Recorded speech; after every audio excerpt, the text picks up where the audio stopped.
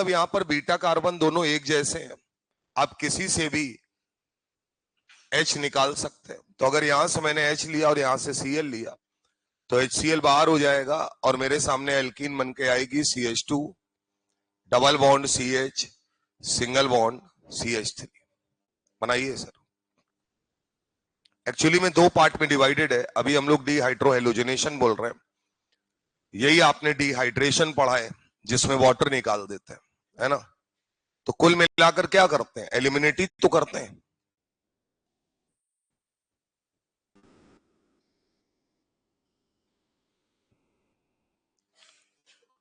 तो इसका मतलब ये बताओ जो रिएजेंट होगा तुम्हारे पास, ये रिएजेंट किसकी तरीके काम कर रहा होगा, बेस की तरीके। किसके तरीके काम करेगा, एक्ट एज अ बेस।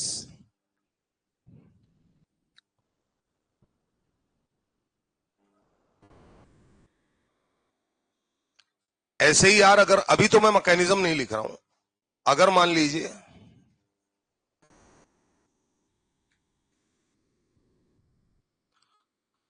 ये हमारे पास होता,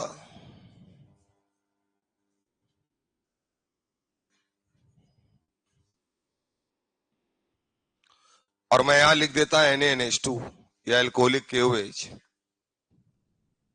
चलो एल्कोहलिक KOH ही लिखते हैं। तो मुझे ये बताओ यहां से क्या हेलोजन लेते हैं, और इन दोनों जगहों से, क्योंकि ये दोनों कार्बन कैसे हैं, बीटा कार्बन है, तो इसका मतलब इन दोनों पोजीशन में कहीं से भी हम H निकाल सकते हैं। तो पॉसिबल एल्कीन हमारे पास दो बनती, अगर टर्मिनल वाले कार्बन से निकालते तो कुछ इस प्रकार का बनता मामला, और अगर मिडिल वाले कार्बन इससे निकालते तो एल्कीन कुछ ये बनती।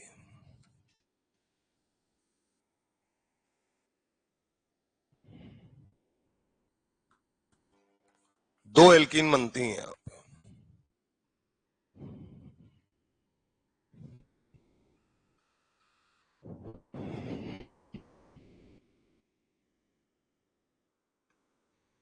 मतलब समझते जाइएगा, और टर्म कोशिश करेंगे कि आपको फंसिएगा नहीं, क्योंकि इसमें E1 E2 एलिमिनेशन पढ़ना है अपने को, है ना। यहां तक क्लियर है मामला। याद रखना, जिस एल्कीन में ज्यादा एल्किल ग्रुप जुड़े हों उसे बोलते हैं सेडजेफ एल्कीन। क्या बोलते हैं, सेडजेफ। जिस एल्कीन में कम एल्किल जुड़े हों उसे बोलते हैं हॉफमैन्स एल्कीन, यानी हॉफमैन्स प्रोडक्ट। तो अभी के लिए अगर मैं बात करूं, अभी कुछ नहीं पता है तुमको, तो ये वाली जो एल्कीन है, क्या इसमें एक ही एल्किल जुड़ा है, यानी ये कौन सा प्रोडक्ट होगा, हॉफमैन्स प्रोडक्ट होगा, हॉफमैन्स एल्कीन प्रोडक्ट। इसकी बात करते हैं। यहां अगर बात करें तो क्या इस एल्कीन के पास ज्यादा एल्किल अटैच है, और ज्यादा एल्किल अटैच है तो इसका मतलब मैं इसे क्या बोलूंगा, सेडजेफ प्रोडक्ट। तो बोलेंगे सेडजेफ एल्कीन प्रोडक्ट। दो प्रकार के एल्कीन है, अभी सिर्फ नाम में है सर। तो इसका मतलब जहां दो एल्कीन बनने की संभावना होगी वहां एक हॉफमैन होगा और एक सेडजेफ होगा। नीचे लिखिएगा, more alkyl substituted alkene, more alkyl substituted alkene called Sedgef alkene, more alkyl substituted alkene called Sedgef alkene, and more and less alkyl substituted alkene called Hofmann's alkene, called Hofmann's alkene.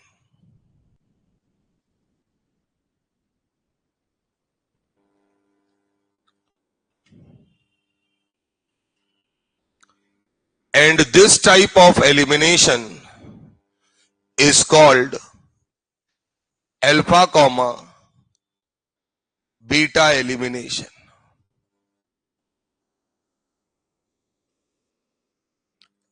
And this type of elimination called alpha comma beta elimination, जिसको beta elimination भी बोलते हैं कई जगह, है ना। अब ये बताओ कि क्या अपने पास एक सिचुएशन ये भी तो है कि इन दोनों में से हम कैसे करें, कैसे मैकेनिज्म काम करेगी। तो इसके लिए हम लोगों को पढ़ना है एलिमिनेशन दो प्रकार से हो सकता है। यहां तक तो समझ में आया होगा। ये तीनों रिएजेंट यही काम करते नजर आएंगे हेलोजन के केस में। बात को समझना सर, अगर यहीं पर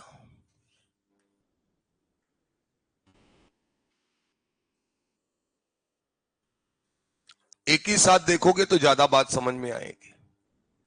कंसंट्रेटेड H2SO4 लिखा हो, डाइल्यूट नहीं, क्या लिखा हो, कंसंट्रेटेड H2SO4, और यहां हीट हो 160 से 170 डिग्री सेल्सियस, तो यहां पर भी एलिमिनेशन होगा। जहां पर OH लगा है वो कार्बन क्या होगा, अल्फा, और उसके बगल वाले कार्बन से हम क्या निकालेंगे, हाइड्रोजन। तो क्या बेटा यहां भी तो प्रोडक्ट आप यही बनाते हो, CH2 double bond CH, single bond CH3। तो यहां पर इस रिएक्शन को क्या बोलते हैं, dehydration of alcohol, dehydration of alcohol. ये भी किसका एग्जाम्पल है, अल्फा कॉमा बीटा एलिमिनेशन का। यही दोनों कोर्स में है तुम्हारे, ज्यादातर तुम्हारे सामने पढ़ेंगे। इसी को क्या बोलोगे, अल्फा कॉमा बीटा एलिमिनेशन।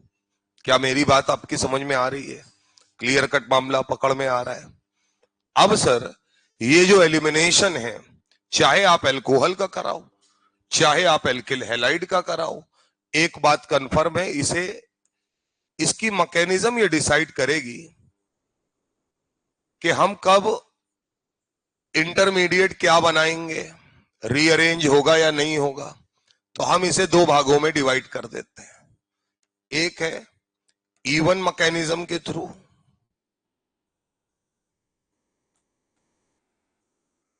और दूसरा है E2 मैकेनिज्म के थ्रू। तो दो मैकेनिज्म है सर आपके पास, E1 और E2। क्लियर है बात, ये दो मैकेनिज्म पढ़नी है अपने को।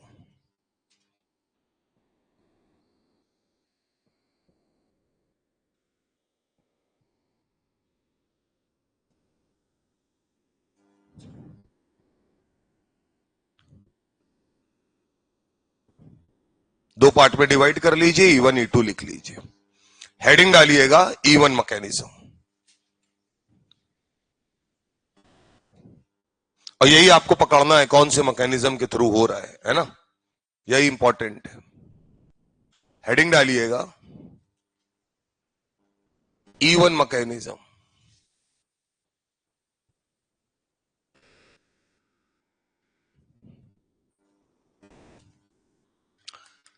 जब आप E1 मैकेनिज्म के थ्रू एलिमिनेशन करा रहे हैं, तो मान लीजिए हमने एग्जाम्पल के रूप में, अब हम एल्किल हैलाइड और अल्कोहल में से कुछ भी ले सकते हैं। तो ये मान लो कि यार हमने यहां पे एक 3 डिग्री हैलाइड लिया है। क्यों लिया है 3 डिग्री, ये भी आगे कंफर्म हो जाए। और इसकी रिएक्शन हमने कराई एल्कोहलिक KOH से, यानी हमने यहां पे कोई रिएजेंट लिया है जो कि बेस है। तो एलिमिनेशन होगा और अल्फा कॉमा बीटा एलिमिनेशन होगा, तो प्रोडक्ट के रूप में हमको ये एल्कीन मिल जाएगी। अभी तो एक ही मिल रही है, तो ये हमारा प्रोडक्ट होगा। ठीक बात है ना। किस तरीके से ये प्रोडक्ट बना है इसके बारे में बातचीत करना मैकेनिज्म है। आइए सर, इस मैकेनिज्म का स्टेप 1 है, एक एक करके टर्म सुनते जाना। जो एल्किल हैलाइड लिया है वो सबस्ट्रेट है,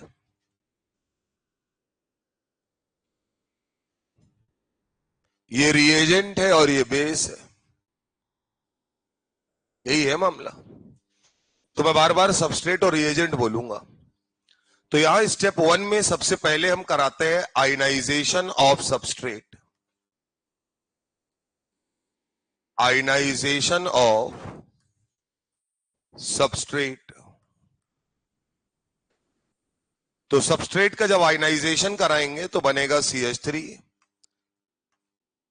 और ये मान लीजिए हमारे पास एल्किल हैलाइड था, इसका आयनाइजेशन हुआ तो इसने बनाया कार्बोकैटायन, जिसको मैं इस तरीके से लिख ले रहा हूं, और यही हमारा इंटरमीडिएट है। तो जो इंटरमीडिएट बना है वो कार्बोकैटायन बना है। आयनाइजेशन जो है वो स्लो स्टेप है, और यही रेट डिटरमाइनिंग स्टेप भी है। ठीक बात है। क्या हम लोगों ने पढ़ा है कि जहां कार्बोकैटायन बनता है वहां रीअरेंजमेंट पॉसिबल है? चीजें वही सब काम करेंगी। तो इसका मतलब मैं बोलूंगा कि यहां पर रीअरेंजमेंट पॉसिबल है।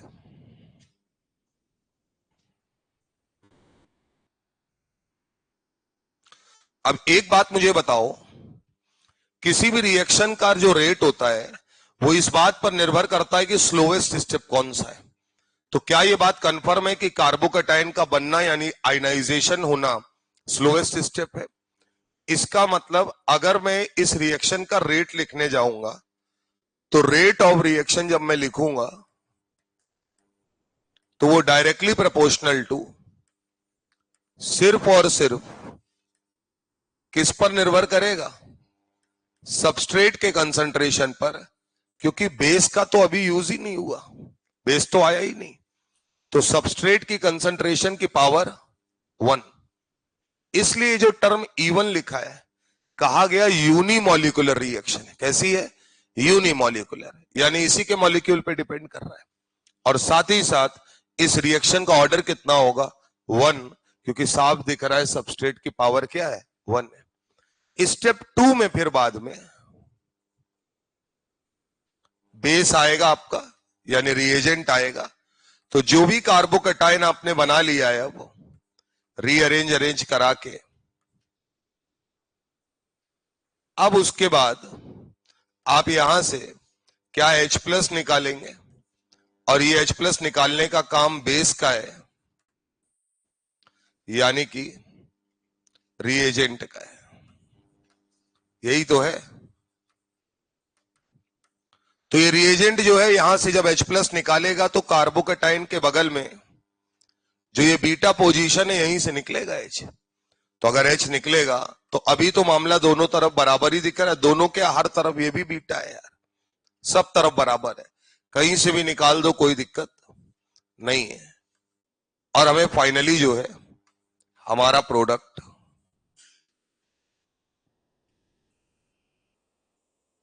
एल्कीन के रूप में मिल जाता है।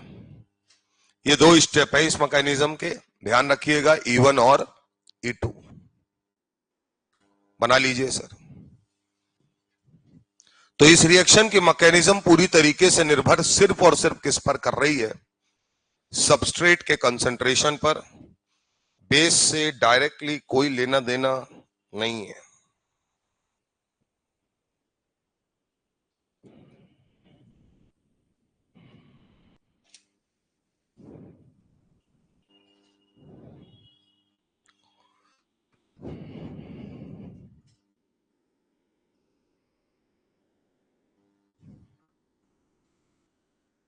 तो इसका मतलब अगर कभी इवन मैकेनिज्म हुआ तो इवन मैकेनिज्म में बिल्कुल क्लियर है हम लोग कि इंटरमीडिएट क्या बनता है, कार्बोकैटायन। कार्बोकैटायन अगर बनता है तो रीअरेंज हो सकता है, और रीअरेंज होने के बाद बीटा एलिमिनेशन यानी बीटा पोजीशन से हाइड्रोजन निकलेगा और वो निकलकर एल्कीन का फॉर्मेशन कर देता है। क्लियर है मामला। अगर पॉसिबल एल्कीन दो बनती हैं तो जो ज्यादा एल्किल सब्स्टिट्यूटेड एल्कीन होगी उसे हम क्या बोलेंगे, सेडजेफ एल्कीन। और जो लेस एल्किल सब्स्टिट्यूटेड एल्कीन होगी, लेस एल्किल सब्स्टिट्यूटेड, ग्रुप कितना भी बड़ा हो, एल्किल अगर एक ही है तो एक ही मानेंगे उसको, उसे हम बोलेंगे हॉफमैन्स प्रोडक्ट या हॉफमैन्स एल्कीन। अभी कोई भी मेजर और माइनर नहीं है। क्लियर है मामला। क्योंकि आप रट्टा मारते हो ना कि सेडजेफ वाला मेजर है, हॉफमैन्स वाला मेजर है, वही सबसे बड़ा इसका ट्रिकी पॉइंट है, उसी पर फंसा रहे हैं और वहीं से आपको कोशिश कर रहे हैं कि वहां आप ना फंसे। तो पहले दो एल्कीन बन रही है तो दो नाम होंगे, ये कंफर्म है।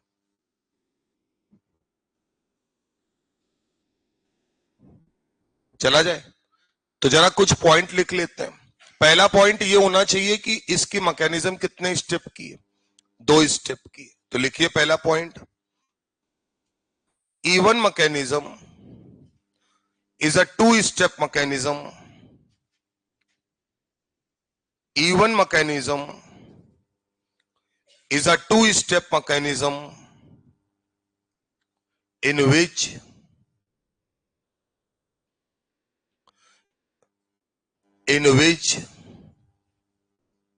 first step is rate determining step.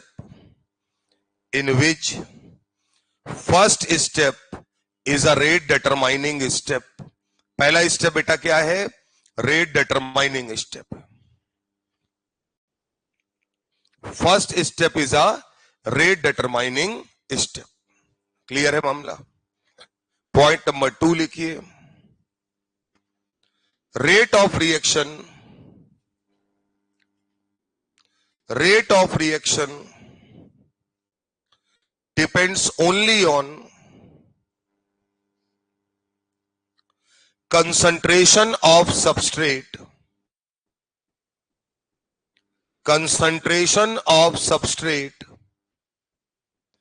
Bracket में लिखना अभी के लिए एल्किल हैलाइड।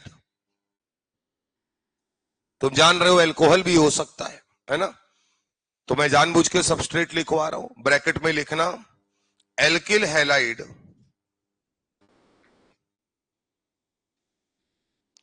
और स्टेबिलिटी ऑफ कार्बोकैटायन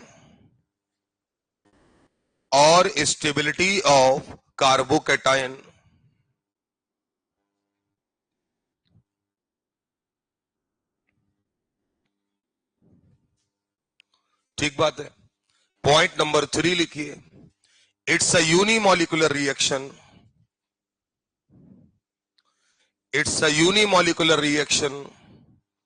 यूनिमॉलिक्यूलर है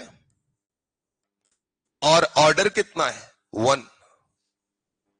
unimolecular reaction with first order 1 है।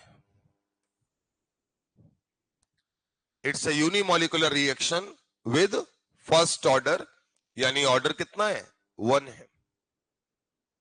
क्लियर है मामला। अगला पॉइंट लिखो, इन दिस रिएक्शन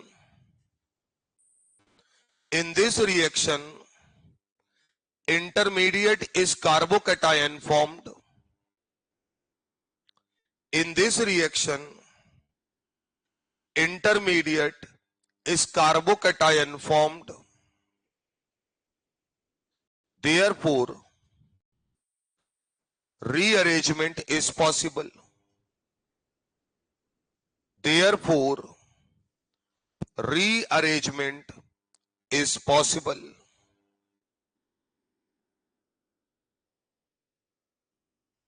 ठीक बात है।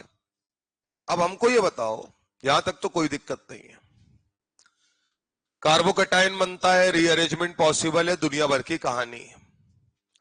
अब यार E1 मैकेनिज्म जो है ये कब होगी, इसको फेवर कौन करेगा? E1 मैकेनिज्म को फेवर कौन करेगा? तो पहला पॉइंट देखना, पोलर प्रोटिक सॉल्वेंट होना चाहिए, आयनाइजेशन हो आसानी से। तो कैसा सॉल्वेंट होना चाहिए? Polar protic solvent. Polar protic solvent मतलब ऐसा सॉल्वेंट जिसके पास डाइपोल मोमेंट भी हो, इलेक्ट्रोनेगेटिविटी डिफरेंस भी हो, और साथ साथ H+ भी हो। जैसे अगर हम बात करें तो क्या हमको साफ समझ में आ रहा है कि ROH अगर दिया है, या KOH मान लो, वैसे ROH ठीक है, ROH, तो क्या यहां पर H+ देने की क्षमता है इसके अंदर? तो इसका मतलब पोलर प्रोटिक सॉल्वेंट होगा। बस क्या है कि अल्कोहल जो है वो ज्यादा अच्छा नहीं होता, एसिड, तो हम इसीलिए अल्कोहलिक KOH ले रहे हैं।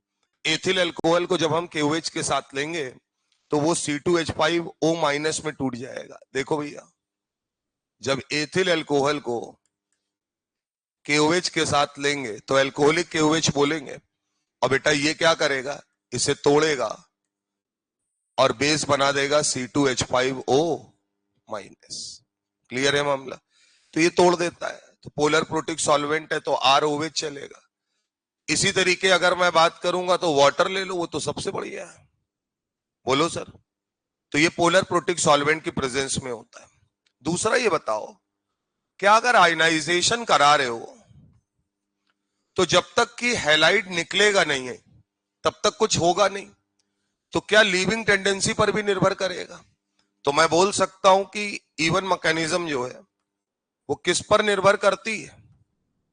लीविंग टेंडेंसी ऑफ, अगर हैलाइड अलग अलग दिए हैं तो लीविंग ग्रुप, जो ग्रुप लीव करके जा रहा है उसकी लीविंग टेंडेंसी पर भी निर्भर करेगा। जैसे अगर हैलाइड एल्किल आयोडाइड है तो इसका रेट ज्यादा होगा with respect to alkyl bromide, with respect to alkyl chloride, और सबसे बेकार कौन होगा? Alkyl fluoride. क्लियर है मामला?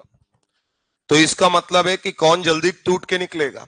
कल की क्लास में पढ़ाया है, I- एक अच्छा लीविंग ग्रुप है, उसके बाद Br-, उसके बाद Cl-, और उसके बाद F-।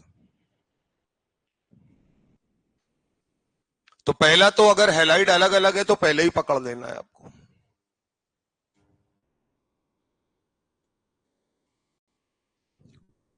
तीसरा पॉइंट है कि अगर हमें ये काम कराना है तो टेम्परेचर क्या रखना पड़ेगा? हाई। मतलब अगर बहुत उसने अंदर घुस के पूछा तो आयनाइजेशन के लिए टेम्परेचर क्या चाहिए? हाई। चौथा पॉइंट,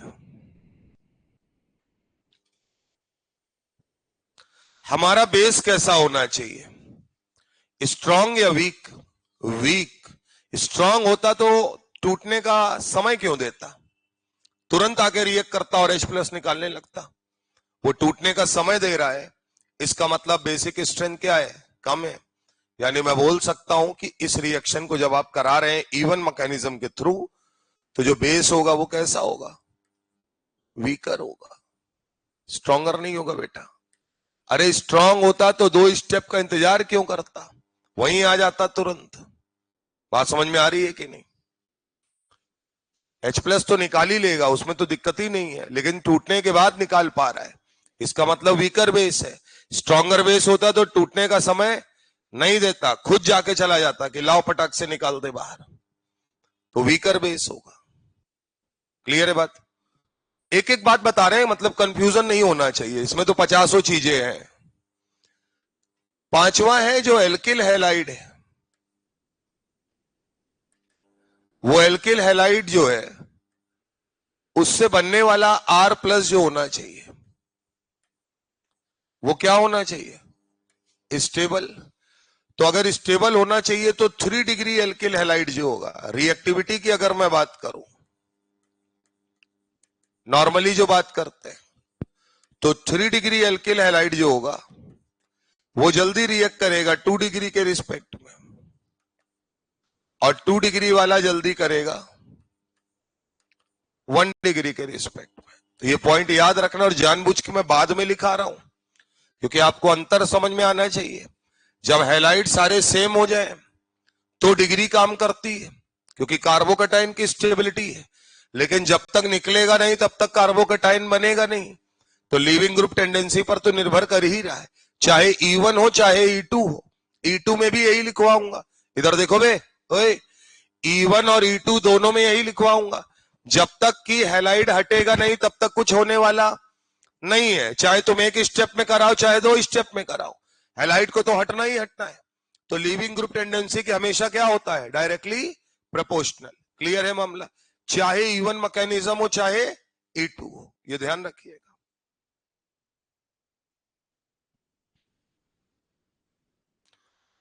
और छठा पॉइंट है, इस लिखिएगा, छठा पॉइंट लिखिए, अगर एक से ज्यादा एल्कीन पॉसिबल हो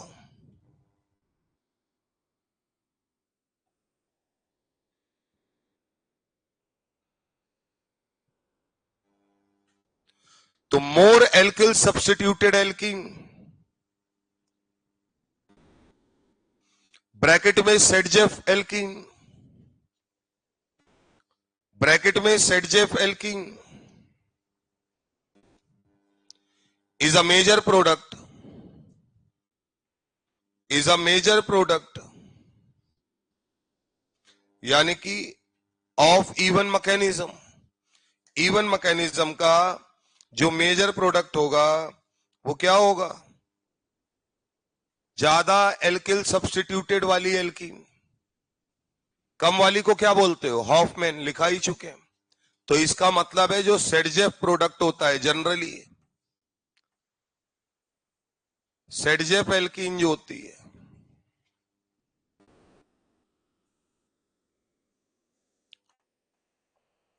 वो यहां पर क्या कहलाएगी, मेजर प्रोडक्ट। लेकिन लेकिन ये तो तभी बनेगा जब ये सब काम हो चुका होगा, इसलिए जनरली शब्द यूज कर रहे हैं। हर बार ऐसा हो जरूरी नहीं है। इन जनरल मेजर प्रोडक्ट क्या होता है, सेडजेफ एल्कीन। क्लियर है मामला।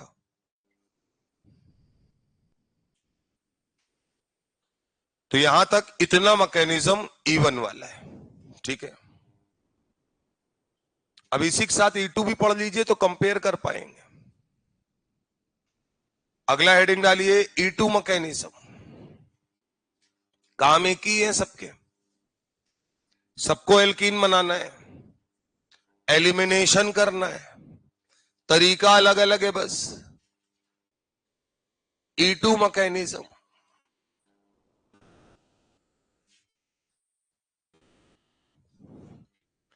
देखिएगा सर, यहां मान लीजिए हमने ये एल्कीन ली, वो सॉरी एल्कीन ली, ये एल्किल हैलाइड लिया CH3CH2Cl, रिएजेंट लिया वही एल्कोहलिक के OH,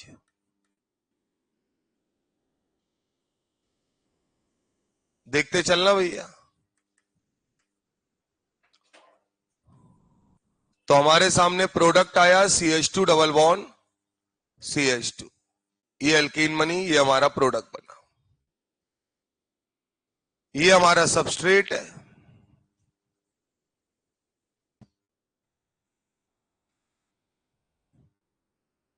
और ये हमारा रिएजेंट।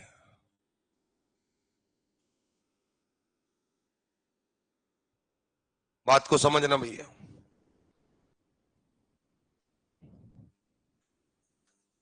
मैकेनिज्म देखो,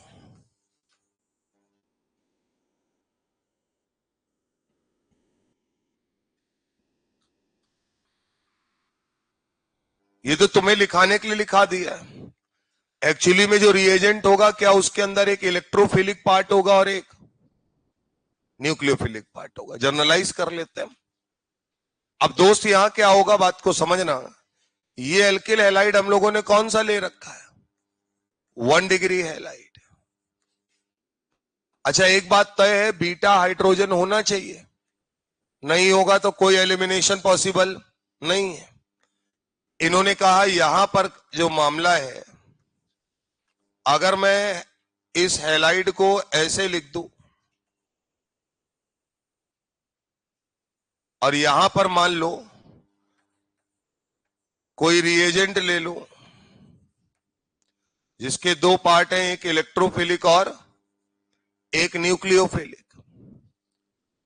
तो ये क्या कर रहा होगा, या ये जो बेस होगा, जाहिर सी बात है ये बेस है, रिएजेंट जो भी होगा वो बेस होगा। तो ये बेस जो होगा वो आएगा और इसका न्यूक्लियोफिलिक पार्ट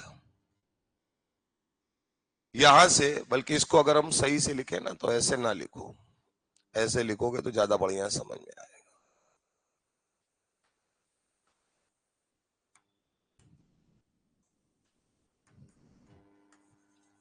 न्यूक्लियोफिलिक पार्ट यहां से क्या कर रहा होगा, Cl- को निकाल रहा होगा, और इलेक्ट्रोफिलिक पार्ट जो होगा वो H+ को निकाल रहा होगा, और इन कार्बन कार्बन्स के बीच में पार्शियल डबल बॉन्ड कैरेक्टर आ रहा होगा। क्लियर है मामला?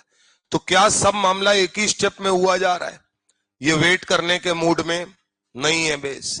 इसका मतलब यहां पर क्या बनती है, ट्रांजिशन स्टेट। क्या बनता है बेटा, ट्रांजिशन स्टेट। और ये हमारा क्या है, इंटरमीडिएट।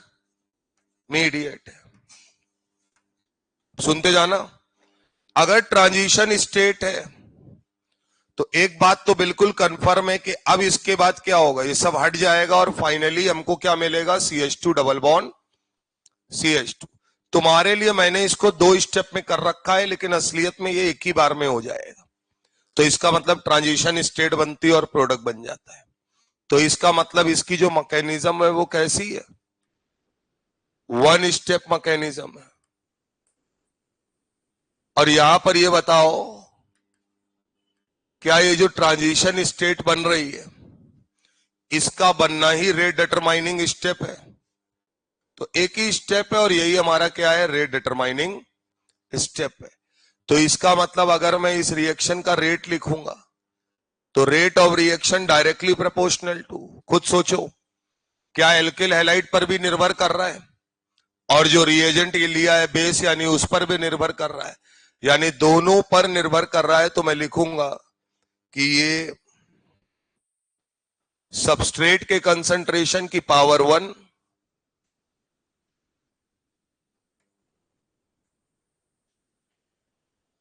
और साथ ही साथ जो रिएजेंट यानी बेस लिया है उसके भी कंसंट्रेशन की पावर 1, दोनों पर निर्भर कर रहा है। इसलिए कैसी रिएक्शन है, बाई मॉलिक्यूलर है पहले तो, और साथ में इसका ऑर्डर क्या है, 2 है। अगर ट्रांजिशन स्टेट बनी है तो किसी प्रकार का कोई रीअरेंजमेंट पॉसिबल नहीं है। तो यहां याद रखना है, किसी प्रकार का कोई रीअरेंजमेंट नहीं हो सकता, नो रीअरेंजमेंट। क्लियर है मामला, बना लीजिए, किसी प्रकार का कोई रीअरेंजमेंट नहीं होगा।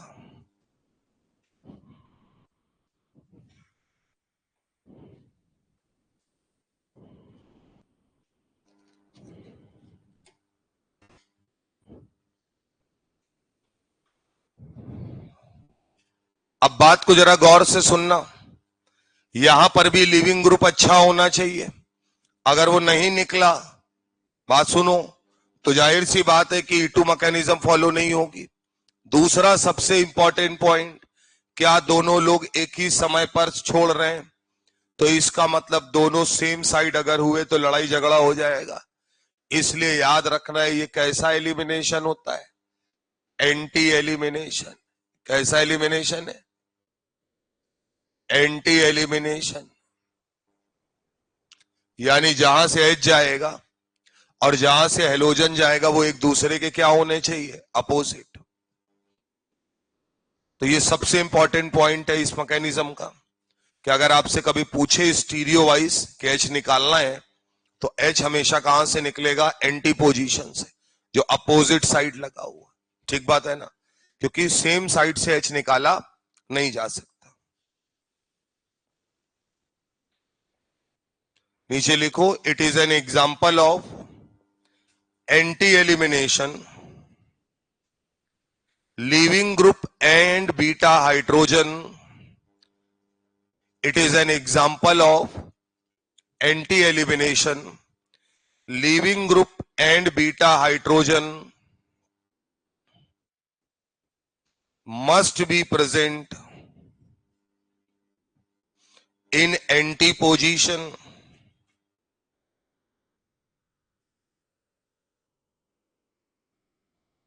ब्रैकेट में लिखो हेलोजन और H और बीटा H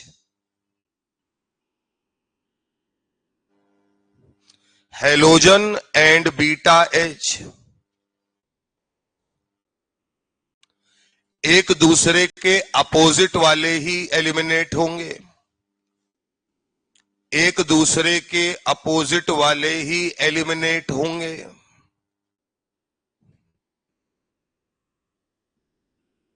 क्लियर है मामला? अगर सेम साइड है तो एलिमिनेशन पॉसिबल नहीं है।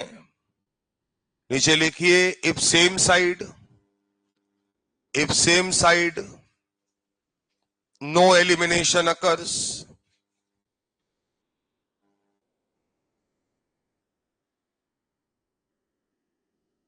यहां कोई कार्बोकैटायन नहीं बनता, या इंटरमीडिएट क्या बन रहा है, ट्रांजिशन स्टेट, किसी प्रकार का कोई रीअरेंजमेंट पॉसिबल नहीं।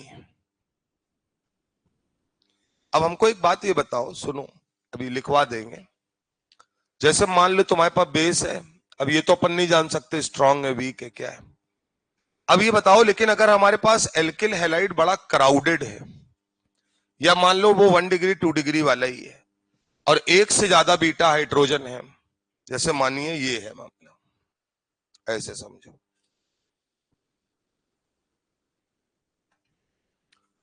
CH3 CH Cl CH2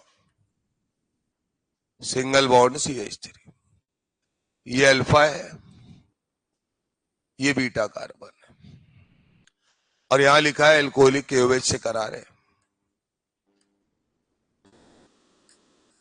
और एलिमिनेशन है E2। समझना। तुम मुझे बताओ कि अगर तुम्हें प्रोडक्ट बनाने तो 2 प्रोडक्ट बनेंगे,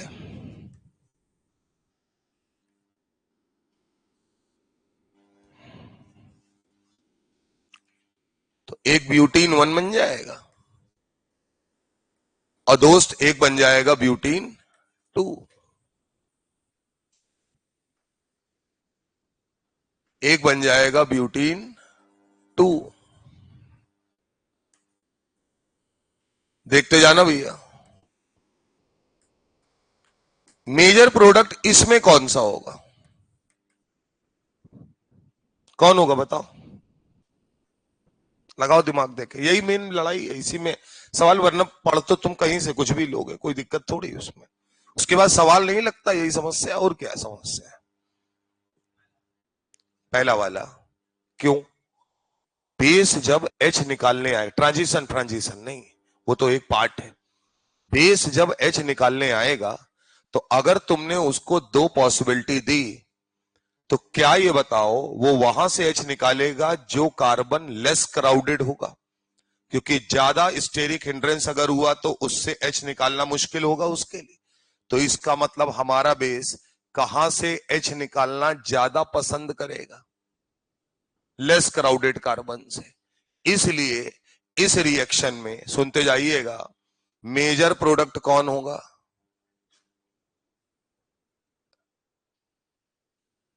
ये वाली एल्कीन। ठीक बात, अब सुनते जाओ, रुके रहो। मेजर का एल्कीन के नाम से कोई संबंध नहीं है।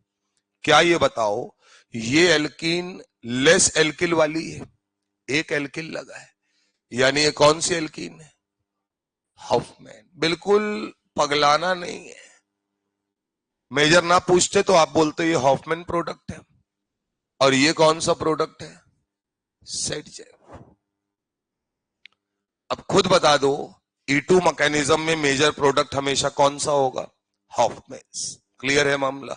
बना लीजिए, नीचे लिखिएगा। फिर इसके बाद जो मैकेनिज्म आप लिख रहे हैं उसमें कई बार कंफ्यूजन होता है बच्चे को। सेडजेफ और हॉफमैन का मतलब है लेस एल्किल सब्स्टिट्यूटेड एल्कीन का नाम सेडजेफ है, वो हॉफमैन है। मोर एल्किल, ज्यादा एल्किल लगे अगर एल्कीन के आसपास तो उसे मैं बोलूंगा क्या? सेडजेफ। और अगर कम एल्किल लगे तो हॉफमैन। उसके बाद तुम्हारी मैकेनिज्म बताएगी ना तुम क्या ज्यादा चाहते हो। तो E2 में अपन क्या चाहते हैं? बाहर से H निकाल ले जाए, तो इसलिए हमेशा हॉफमैन्स प्रोडक्ट जो होता है वो क्या होता है? मेजर प्रोडक्ट होता है। ये आ रहा है, परेशान ना हो। एल्कोहलिक क्लीवेज से तो नहीं पता लगा पाएंगे, एल्किल हैलाइड से पता लगाएंगे। आ रहे, उस पर भी आ रहे, परेशान ना हो। यही तो मेन लड़ाई है यार, कब E1 कराना है कब E2 कराना है।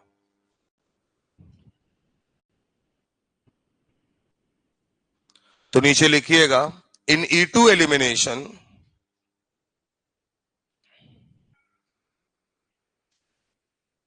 Hoffman's product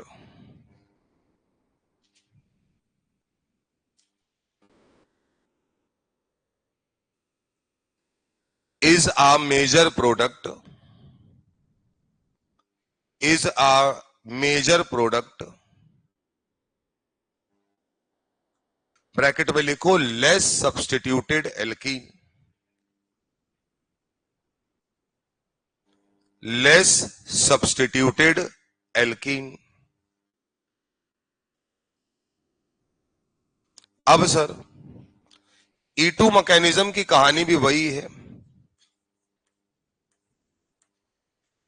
देखते जाना।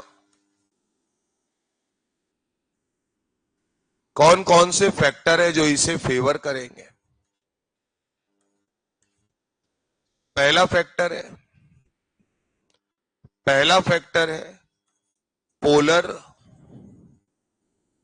Aprotic solvent. मतलब पोलर तो हो लेकिन H+ देने की क्षमता ना हो। पोलर अप्रोटिक में पहला है, सॉल्वेंट देख के भी बता सकते हैं E1 है कि E2 है, DMF, dimethyl formamide, HCON,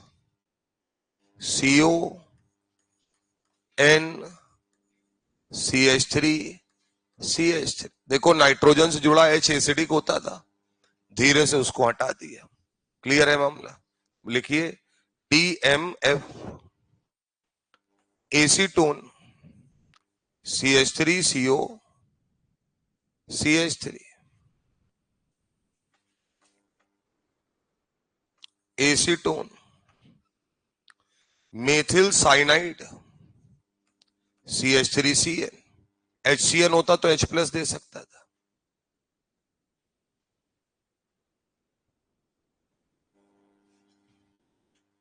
clear है? एक रिएजेंट है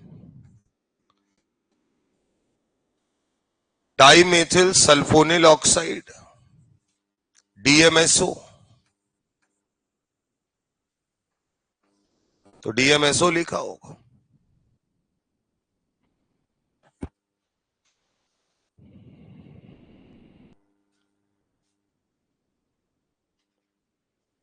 ठीक बात है।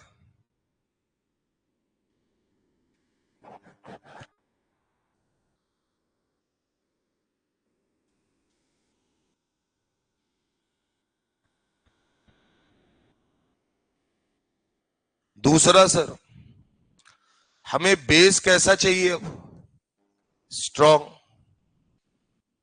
स्ट्रॉन्ग बेस होना चाहिए क्योंकि H+ निकालना है। क्लियर है मामला? तो बेस स्ट्रॉन्ग होना चाहिए।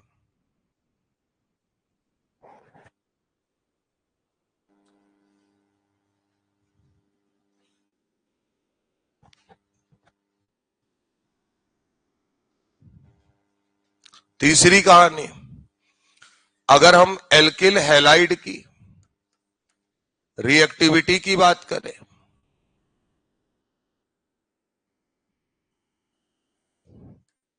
तो क्या लेस स्टेरिक हिंडर्ड होना चाहिए, लेस स्टेरिक हिंडर्ड होना चाहिए। तो इसका मतलब है 1 डिग्री हैलाइड ज्यादा रिएक्टिव होगा 2 डिग्री से, 2 डिग्री ज्यादा रिएक्टिव होगा 3 डिग्री से। जितना स्टेरिक हिंड्रेंस कम होगा उतनी जल्दी काम हो जाएगा। ठीक बात है।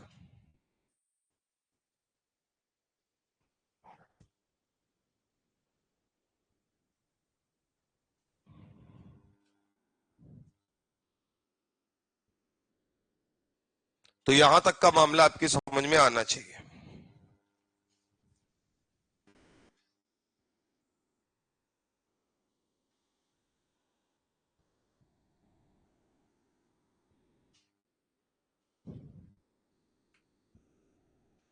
ठीक बात है। अगली बात लिखिएगा,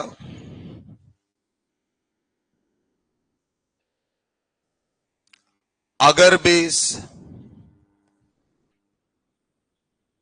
यहां से सवाल है, खुद स्टेरिक हिंडर्ड है,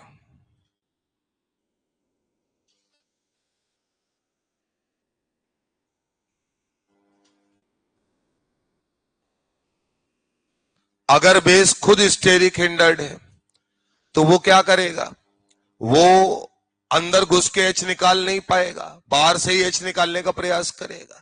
जैसे टर्शरी ब्यूटॉक्साइड अगर आपको दिया गया तो देखो जरा,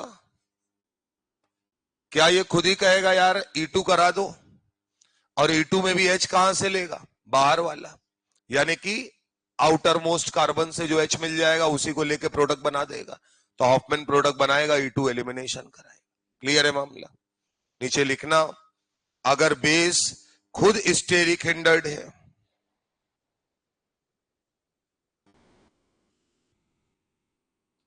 तो वो लेस स्टेरिक बीटा हाइड्रोजन निकालेगा।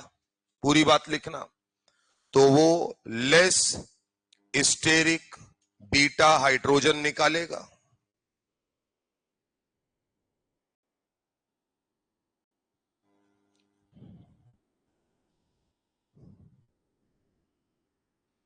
Less steric hindered beta hydrogen निकालेगा। ज्यादातर कौन सा एलिमिनेशन प्रिफर करते हैं, E2 मैकेनिज्म।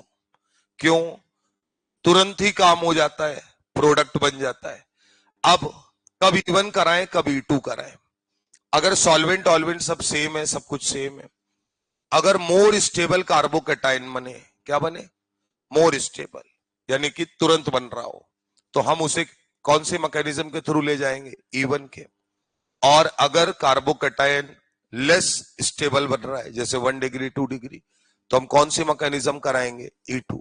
नीचे लिखो, अगर मोर स्टेबल कार्बोकेटाइन बने, अगर मोर स्टेबल कार्बोकेटाइन बने तो E1 मैकेनिज्म कराना,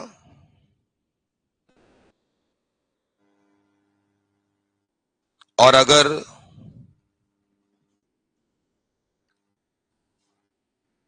लेस स्टेबल कार्बोकेटाइन बन रहा हो, लेस स्टेबल कार्बोकेटाइन बन रहा हो,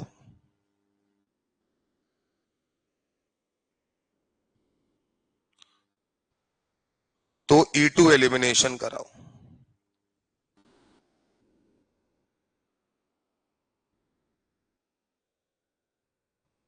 ठीक है ना, आओ भैया।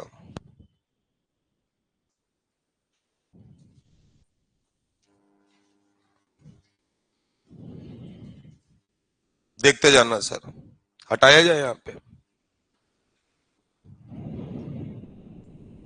मान लीजिए सवालों से समझ में आ जाएगा।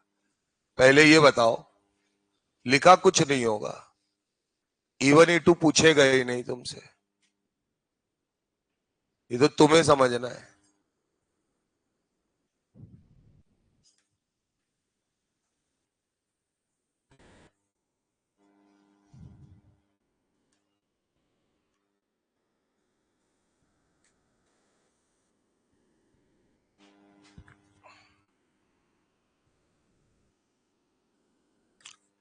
Alcoholic KOH।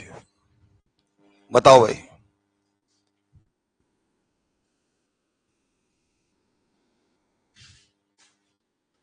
अब सुनो, इन्होंने तुम्हारे सामने, सुन लो, तुम्हारे पास दो ऑप्शन हो कि सर एल्कोहलिक KOH कुछ पता तो चल नहीं रहा, टेम्परेचर दोगे नहीं, ये तो तय है।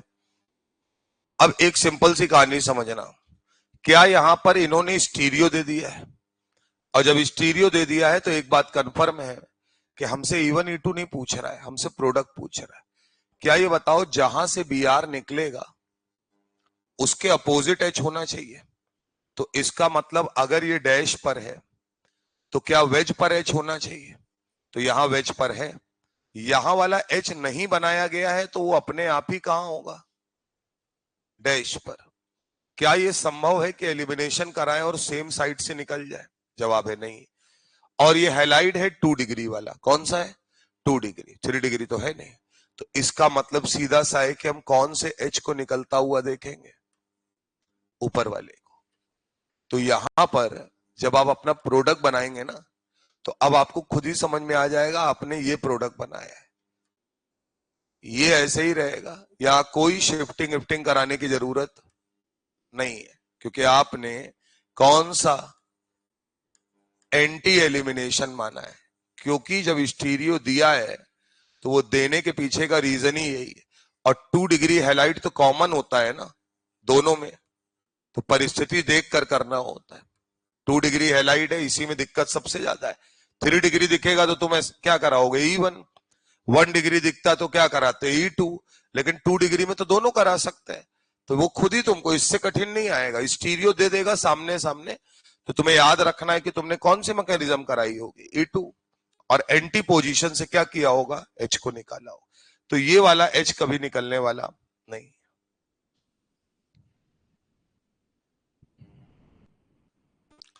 एक तो ये सवाल है, सवालों से ही धीरे धीरे सीख पाएंगे।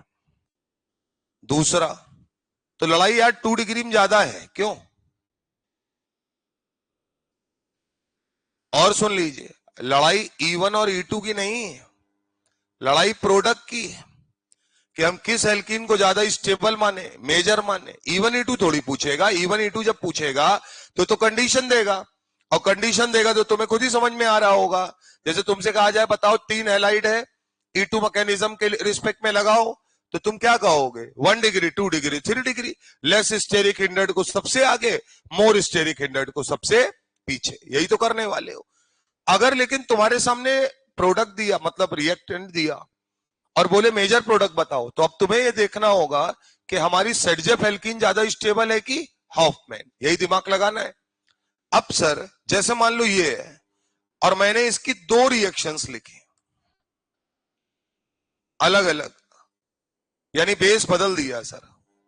यहां लिखा CH3O-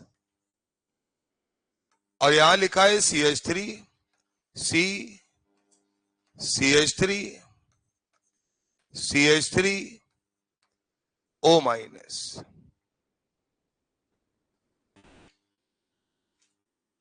सुनते जाना बात को जरा। E1 E2 नहीं पूछ रहे, 2 डिग्री हैलाइड है, कौन सा है? कुछ भी कराओ, तैयार है सबके लिए वो। अब सुनो जरा, क्या ये बताओ, यहां पर कंफर्म हो तुम, ये अल्फा कार्बन है और ये बीटा है, ये आपका न्यूक्लियोफाइल है। क्या न्यूक्लियोफाइल आएगा और बीटा हाइड्रोजन निकाल ले जाएगा? तो ये बताओ, ये तो छोटा सा है, तो ये दोनों में से कहीं से भी निकाल सकता है। कैसे निकाल रहा है ये जानने की जरूरत नहीं है, क्योंकि 2 डिग्री हैलाइड है, E1 भी करा सकता है और E2 भी करा सकता है। H की पोजीशन डिफाइंड नहीं है तो एंटी वाला कोई चक्कर नहीं, जो चाहो H निकालो। तो क्या तुम यहां से 2 प्रोडक्ट बना दोगे? CH2 double bond CH CH3 plus यहां हो गए CH3 CH double bond CH single bond CH3। ये दोनों प्रोडक्ट बनेंगे यहां पर, और दोनों की मात्रा भी लगभग बराबर ही रहेगी। हाँ, स्मॉल अमाउंट में अगर बात करें, ये ज्यादा होगा और ये कम होगा, थोड़ा सा अंतर होगा। क्यों? कितना भी कुछ कर लो, इससे H निकालना आसान नहीं है। अब सर इस एल्कीन का नाम बोलो, हॉफमैन। अरे बोलो भैया, ये कौन सी एल्कीन होगी? हॉफमैन। ये कौन सी एल्कीन होगी? सेडजेफ होगी। अब ये बताओ, जब दो एल्कीन बन गई और दोनों में तय है दोनों बन सकती हैं, तो ज्यादा स्टेबल एल्कीन किस बात पर निर्भर करती है? हाइपर कॉन्जुगेशन पे। तो ज्यादा स्टेबल कौन होगा? ये। इसका मतलब हमारा मेजर प्रोडक्ट क्या रहेगा? सेडजेफ वाला। यानी हम रट नहीं सकते कि हमेशा सेडजेफ ही मेजर होगा। जब दो बनेंगे तो आप सेडजेफ को बोल सकते हैं कि वो स्टेबल है ज्यादा या मेजर है हमारा। अब ये बताओ, नीचे वाले केस में ये 2 डिग्री हैलाइड ही है, ये रिएक्ट करने के लिए तैयार है, इसमें कोई समस्या नहीं है। लेकिन अब तुम्हारे पास जो न्यूक्लियोफाइल आया, क्या ये न्यूक्लियोफाइल बल्कि है? बोलो भैया। अगर ये बल्कि है तो ये कौन से वाले बीटा हाइड्रोजन को निकालने में असमर्थ है? बीच वाले। जब मैं ये बोलता हूं तो इसका मतलब है कि ये बनेगा ही नहीं। तो अब ये बताओ, ये सिर्फ और सिर्फ कहां से निकालेगा? बाहर से। तो अगर ये बाहर से ही ज्यादा मात्रा में निकालेगा H+, तो अब तुम्हारे पास एल्कीन की संभावना ही खत्म। यही बनेगा सर। तो अगर यही बनेगा तो कौन सा प्रोडक्ट मेजर कहलाएगा? ये हॉफमैन है कि सेडजेफ है? हॉफमैन। क्या मेरी बात समझ में आ रही है? तो इसका मतलब आपसे पूछा जाएगा जो मेजर प्रोडक्ट बना है वो कौन सी एल्कीन बना है, ये न्यूक्लियोफाइल डिसाइड कर देगा। ठीक बात है ना? जब दोनों ऑप्शन होते हैं तो एल्कीन की स्टेबिलिटी इस बात पर निर्भर करती, जो अपन ने पढ़ा है, हाइपर कॉन्जुगेशन। कल को रेजोनेंस होगा तो रेजोनेंस और प्लस हाइपर कॉन्जुगेशन। क्लियर है मामला? यानी अपन एग्जैक्टली इसीलिए मैंने E1 में क्या बोला, सेडजेफ वाली ज्यादा स्टेबल है, लेकिन तब होगी जब दोनों आएंगे। और E2 में यार बन ही रहा है केवल कौन सा वाला? हॉफमैन। तो इसलिए E2 में ज्यादातर कौन सा मेजर होता है? हॉफमैन। उसके पीछे रीजन, जब E1 E2 हो, लेकिन ये तो दोनों कराने को तैयार है क्योंकि 2 डिग्री हैलाइड है। तो इसका मतलब आप देखोगे कि ज्यादा स्टेरिक हिंडर्ड होने की वजह से, अब यहां ये कभी ऐसे नहीं पूछेगा कि C2H5O- ले लिया तो ले लिया, तो इसमें भी सेडजेफ हो जाएगी, सीधी सी बात है, क्योंकि यहां पे भी तो वही सेम चीज बनेगी, तो बात एक ही रहेगी। तो न्यूक्लियोफाइल का कैरेक्टर चेंज हो गया। नीचे लिखो, nucleophile is steric hindered, so it's eliminate only. Nucleophile is steric hindered, so it's eliminate only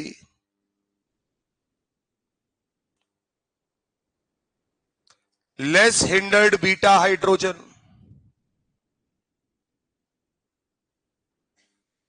less hindered beta hydrogen। यार 3 डिग्री आ जाएगा तो आसान है, उसमें कुछ करना ही नहीं है। बात समझे या नहीं समझे? सवाल कहां फंसेगा उसको समझो, कि कब सेडजेफ को बोलेंगे और कब हॉफमैन को बोलेंगे। अगली कहानी देखना, तीसरा। अब मैं जानबूझ के कौन सा वाला हैलाइड लूंगा? 2 डिग्री। क्यों भैया? ये लो।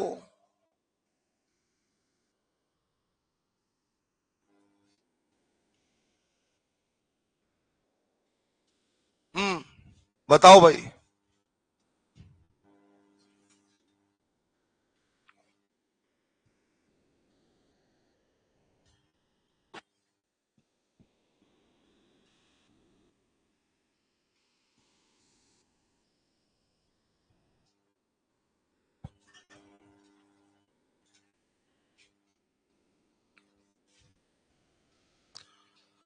अच्छा, हमको सिर्फ इतना बताओ, फ्लोरीन जो है वो एक बेकार लिविंग ग्रुप है, जल्दी निकलने वाला नहीं है, पहली बात तो ये। दूसरा, क्या वो बहुत ज्यादा इलेक्ट्रोनेगेटिव है? तो अगर वो बहुत ज्यादा इलेक्ट्रोनेगेटिव है तो कार्बन पर कौन सा चार्ज डेवलप करेगा? Positive charge. बात समझना। अब बगल वाले कार्बन पर को हाइड्रोजन से इलेक्ट्रॉन तोड़ना है। क्या करना है? तोड़ना है। क्या ये बताइए, फ्लोरीन तो निकला नहीं, और ये मेथिल का कौन सा इफेक्ट लग रहा है? प्लस आई। तो ये इस कार्बन को मना कर रहा है कि तुम H से क्यों इलेक्ट्रॉन ले रहे हो, हम दे तो रहे हैं तुमको आराम से, ऑक्टेट तो पूरा ही रखना है। तो इसका मतलब है कौन सा वाला बीटा हाइड्रोजन लेस एक्टिव हो जाएगा, जिसके बगल में इलेक्ट्रॉन देने वाला ग्रुप है। अगर लिविंग ग्रुप अच्छा नहीं है, तो लिविंग ग्रुप अगर अच्छा होगा तो फटाफट निकल जाएगा मामला। तो इसका मतलब यहां कहा जाता है कि ये भी बीटा हाइड्रोजन और ये भी बीटा हाइड्रोजन, लेकिन ये बीटा हाइड्रोजन ज्यादा एक्टिव होगा, क्योंकि ये कार्बन जो है वो तुरंत H के साथ बॉन्ड तोड़ना चाहता है। इसका मतलब जब यहां प्रोडक्ट बनेगा तो वो प्रोडक्ट ज्यादातर मुझे कौन सा वाला दिखेगा, बाहर डबल बॉन्ड। अभी मैं कोई नाम हम नहीं दूंगा, वो तो नाम तो बाद में डिसाइड करते हैं। अब ये जो एल्कीन बनी है वो लेस स्टेरिक हिंडर्ड है कि मोर, वो लेस एल्किल ग्रुप है कि मोर लेस किनारे है, यानी कौन सा प्रोडक्ट बना, हॉफमैन। और यही बन ही रहा है, इसका मतलब यही हमारा क्या होगा, मेजर प्रोडक्ट। बात समझ में आ रही है या नहीं आ रही? तो फ्लोरीन के केस में मामला दूसरा है, फ्लोरीन ज्यादा इलेक्ट्रोनेगेटिव है, बेकार लिविंग ग्रुप है, तो ये कार्बन पर क्या करेगा, पॉजिटिव चार्ज डेवलप करेगा। बीटा हाइड्रोजन जल्दी वो निकलेगा जिसके निकलने पर कार्बन पे निगेटिव चार्ज आए। तो कार्बन कौन सा वाला है जो निगेटिव चार्ज अपने ऊपर जल्दी रखना चाहेगा, इसको तो मेथिल से मिल रहा है, तो इसे H को तोड़ने में ज्यादा समस्या, वो सॉरी H को तोड़ने में इंटरेस्टेड कम है with respect to this carbon. Clear है मामला? तो नीचे लिखिएगा, नीचे लिखिएगा, इसको मैं बीटा 1 बोल दे रहा हूं, इसको मैं बीटा 2 बोल दे रहा हूं। नीचे लिखो beta 2 hydrogen are less active, beta 2 hydrogen is less active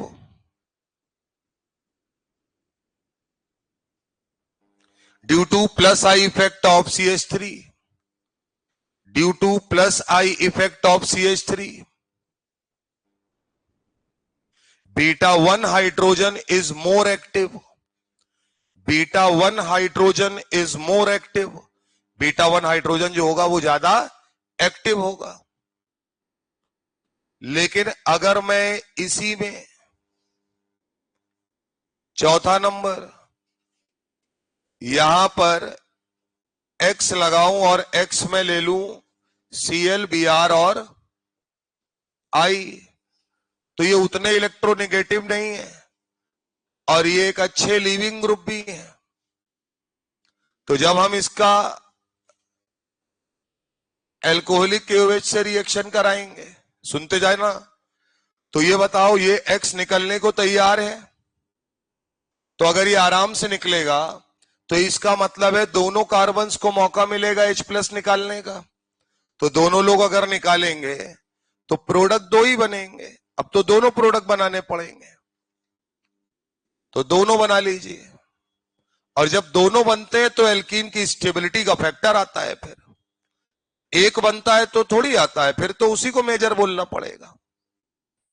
अब जैसे ही तुमने दोनों एल्कीन लिखी वैसे ही तुम नाम लिख लोगे एल्किल ग्रुप देखकर कि यार गुरु ये सेडजेफ वाली एल्कीन कहलाएगी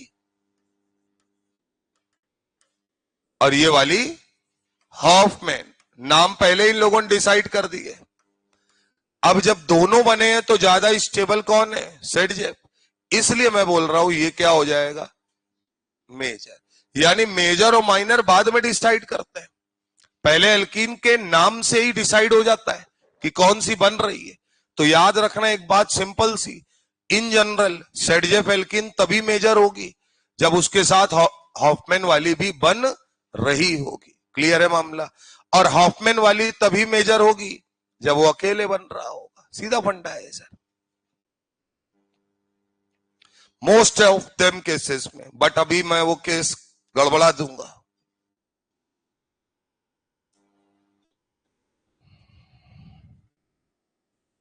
तो इसमें बड़ा जान ये नहीं लगानी, अच्छा मैं कहीं बोल रहा हूं E1 है E2 है, नहीं, 2 डिग्री हैलाइड है, दोनों की बात हो सकती है।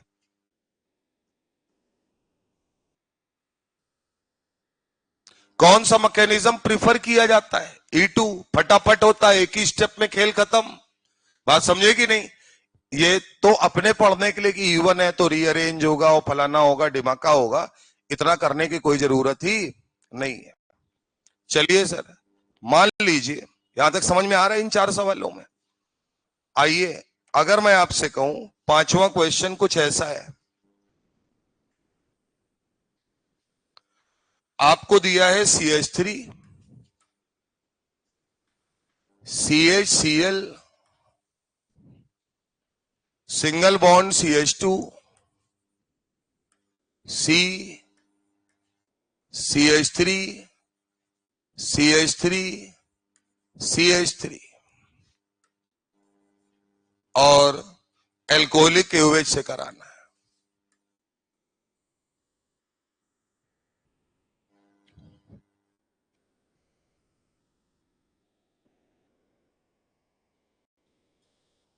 ठीक है ना?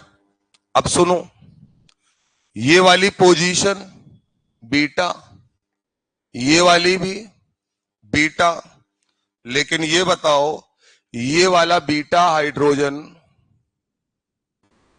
या ये कार्बन, इसके द्वारा स्टेरिक हिंड्रेंस दिखाया जा रहा होगा? बोलो भैया। तो स्टेरिक हिंडर्ड होगा, तो कौन सा वाला H निकालना मुश्किल पड़ेगा? इसे निकालना मुश्किल होगा।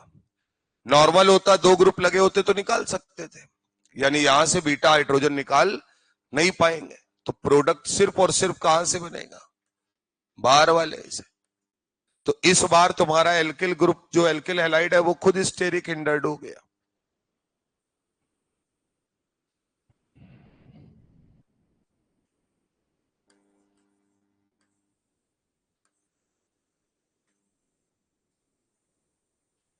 ये है मामला। अब सुनो, एल्कीन एक ही बनी है, क्या ये लेस एल्किल सब्स्टिट्यूटेड है?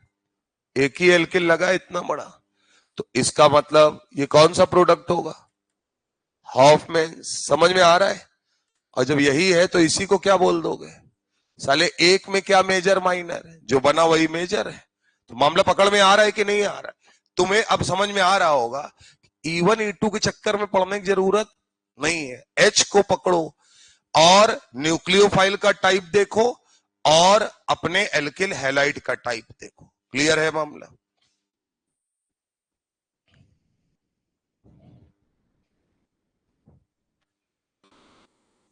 छठा,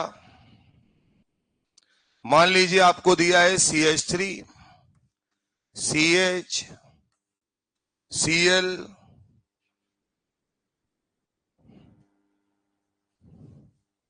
नहीं, CH3 CH CH3 CH Cl CH2 CH double bond CH2 alcoholic KOH। Halogen का केस है, कोई दिक्कत की बात नहीं है। आप ये बताओ, क्या ये भी बीटा कार्बन और ये भी बीटा कार्बन, यहां से भी H निकाल सकते हैं और यहां से भी? क्लियर है मामला? सुन लेना, ज्यादा बुद्धि मत लगाना। 2 मेथिल लगे हैं, जब 3 लगे होंगे तब स्टेरिक हिंडर्ड मानते हैं। तो इसका मतलब अगर मैं यहां बात करूंगा तो इसका मतलब दोनों बीटा हाइड्रोजन निकाले जा सकते हैं। दोनों से प्रोडक्ट बनाओ तो बनेगा CH3 CH3 double bond C single bond CH2 CH double bond CH2 plus इसकी बात करते हैं, यहां से निकाला CH3 CH3, ये CH ही रहेगा, CH double bond CH double bond CH2। 2 alkene बनी, दोनों तरफ से निकल सकता है, कोई दिक्कत नहीं है। इनमें से कौन सी वाली हॉफमैन है, मेजर माइनर नहीं? पहले नाम डिसाइड करो। कौन सी हॉफमैन है और कौन सी वाली सेडजेफ है। अच्छा सुनो, जो डबल बॉन्ड आया है उसके बिहाफ पे देखेंगे ना, तो ये बाबूजी आए, ये तो पहले से थे, ये आए। खुद बताओ, 1 2 3, यानी 3 एल्किल जुड़े हुए, ये कौन सा प्रोडक्ट होगा? सेडजेफ। ये कौन सा प्रोडक्ट होगा? हॉफमैन। यानी सेडजेफ और हॉफमैन को मेजर माइनर से कोई मतलब नहीं है, एल्कीन की स्टेबिलिटी से कोई मतलब नहीं है। वो पहले ही कसम खा के बैठे हैं कि जैसे ही तुम एल्कीन बना के लाओगे, जिसमें ज्यादा एल्किल लगे होंगे वो सेडजेफ की तरफ रख देना, जिसमें कम एल्किल लगे होंगे वो हॉफमैन की तरफ रख देना। उसके बाद तुम अपना मेजर माइनर खेलते रहो। अब आओ, अब मैंने क्या बोला था? इन जनरल दोनों बनते हैं तो सेडजेफ प्रोडक्ट मेजर होता है। यहां पलट गया है खेल। अब तुम बताओ कौन सी एल्कीन ज्यादा स्टेबल? रेजोनेंस है। क्या है? रेजोनेंस है। इसका मतलब ये हमारा क्या होगा? Major product. क्या मेरी बात समझ में आती है? इसके ऊपर जेई मेंस में नहीं आएगा। ये टाइप याद रखना, साले E1 और E2 के चक्कर में तब पढ़ना जब वो तुमसे कहे। जैसे 3 हैलाइड दिए, अब पूछा E1 मैकेनिज्म करानी है, बताओ ऑर्डर क्या होगा? तो आंसर क्या होगा? कार्बोकैटायन देखना है ज्यादा स्टेबल बने। क्लियर मामला? तो सबसे हेलोजन हटा के देखेंगे किसका कार्बोकैटायन ज्यादा स्टेबल है। 3 डिग्री, 2 डिग्री, 1 डिग्री, या कल को अगर बात करें तो रेजोनेंस रेजोनेंस वाला फैक्टर। लेकिन अगर उसने कहा E2 मैकेनिज्म के थ्रू बताओ कौन ज्यादा रिएक्टिव है, तो इसका मतलब हमको क्या देखना पड़ेगा? लेस स्टेरिक हिंडर्ड वाला एल्किल हैलाइड। क्लियर है मामला? लेकिन जब उसने हमें कोई सवाल दिया तो हम वहां बहुत सारी चीजें देखेंगे। पहला, जब मैं हेलोजन हटा रहा हूं और हेलोजन के बगल से बीटा हाइड्रोजन हटाता हूं, न्यूक्लियोफाइल नॉर्मल है, दोनों तरफ से निकाल दो। अगर न्यूक्लियोफाइल बल्की है तो किनारे से निकालो, बीच से ना निकालो। अगर हमारा एल्किल हैलाइड खुद ही एक तरफ बल्की है तो इसका मतलब है कि अदर साइड से बीटा हाइड्रोजन नहीं निकलेगा। अगर हेलोजन ही पलट गया, FCl Br आई, तो फ्लोरीन के केस में कहोगे बाहर वाला निकलता है, अंदर वाला H उतना एक्टिव नहीं होता। Cl Br के केस में सब है। बोलिए सर, अगर कभी रेजोनेंस वाला फैक्टर आए, स्टेरिक हिंड्रेंस नहीं है, तो दोनों तरफ से निकाल के रख दो, नाम डिसाइड कर दो एल्किल ग्रुप के आधार पे। उसके बाद एल्कीन की स्टेबिलिटी जब भी देखी जाती है, जब 2 या 2 से ज्यादा बनी, तो नियम वही चलेंगे। ज्यादा स्टेबल एल्कीन कौन सी? जो रेजोनेंस के द्वारा और हाइपर कंजुगेशन के द्वारा ज्यादा स्टेबलाइज हो। क्या मेरी बात समझ में आती है? इतना मामला आपको हर हालत में आना चाहिए। मुझे मालूम है ना, क्योंकि मैक्सिमम लोगों की जान इसी बात पर खत्म हो जाती है। अब हम लोगों ने यह भी बोला कि अल्कोहल का डिहाइड्रेशन कराना है। हैलाइड वाले में तो सब दिख जाता है। अच्छा, डिहाइड्रेशन ऑफ अल्कोहल में तो कोई बेस वेस लोगे नहीं। बोलो यार, मैकेनिज्म जरूर E1 E2 फॉलो करेगा, लेकिन लोगे तो एसिडिक मीडियम। तो यहां पर आपको याद रखना है कि जब भी अल्कोहल का डिहाइड्रेशन कराना, अगर कभी आप कंसंट्रेटेड H2SO4 यूज कर रहे हो, कंसंट्रेटेड H3PO4 यूज कर रहे हो, कंसंट्रेटेड KHSO4 यूज कर रहे हो, तो आप इन तीनों कंडीशन में कौन सी मैकेनिज्म को फॉलो करोगे? E1 को। किसे करोगे सर? E1 को। तो इससे क्या पता चल, ये रट लेना है, इससे क्या पता चला? R प्लस बनाओ, R प्लस बनाओ, और बनाने के बाद रीअरेंजमेंट, रीअरेंजमेंट पॉसिबल है, तो रीअरेंजमेंट कराओ, और उसके बाद फिर क्या करो? पॉसिबल एल्कीन बनाओ। क्लियर है मामला? तो बिल्कुल नहीं घबराना है आपको। लेकिन अगर उसने कहा कि मैंने एल्यूमिनियम ऑक्साइड के साथ हीट कर दिया, मैंने P2O5 के साथ हीट कर दिया, मैंने POCl3 के साथ हीट कर दिया, तो तुम कहोगे कौन सी मैकेनिज्म E2 मैकेनिज्म को फॉलो करेगा? बोलो सर।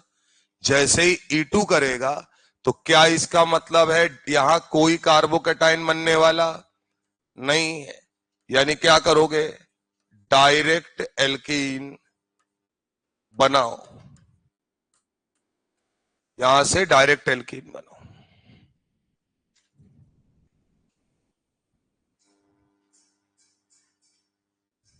ठीक बात है ना? यहां से डायरेक्ट एल्कीन बनानी है।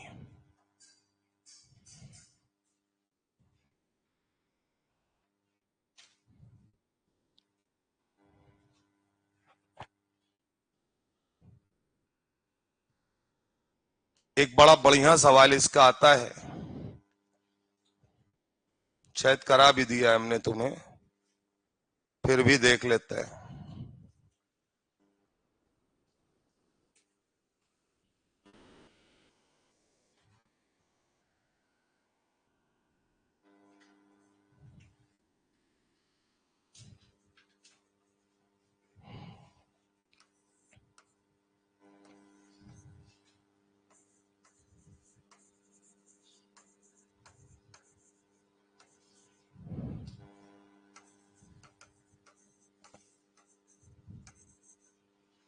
मेजर प्रोडक्ट बताना है।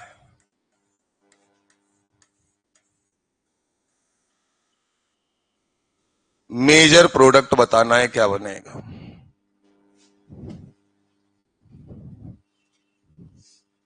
और सुनो, जो E1 E2 किए हो सेम SN1 SN2 है, कहीं कुछ चेंज नहीं है, बस वहां एलिमिनेशन नहीं सब्स्टिट्यूशन है, बस इतना अंतर है। एक साथ ही लपेटे दे रहे हैं इसीलिए कि अंतर समझ में आए ना कब क्या करना है। आओ भाई इधर देखो, इसमें क्या कह रहे हैं? डायरेक्ट काम करो, मतलब ये वाला कार्बन अल्फा है या OH है, ये बीटा। क्लियर है मामला? यहां तो है ही नहीं H, तो इसको बीटा बोल के कोई फायदा नहीं है। क्या H और OH निकाल दोगे तो वाटर निकल जाएगा, तो Al2O3 में सीधा सीधा ये प्रोडक्ट बनेगा। क्यों भैया?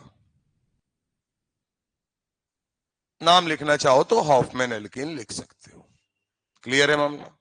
ऊपर आओ, कंसंट्रेटेड H2SO4 उसको उतार लो पहले, क्योंकि हम इसी में खेल तमाशा कर देंगे। अब सुनो, क्या क्योंकि कन्फर्म है, उसने बोल रखा है आप कौन सी मैकेनिज्म को लेके चलो यहां पे E2, तो आपने किसी रीअरेंजमेंट के बारे में सोचा ही नहीं, जो पॉसिबिलिटी थी बस वही बना के रख दी। यहां हम सबको पता है कौन सी मैकेनिज्म फॉलो करनी है, E1 रटना है तो अब ये रटो।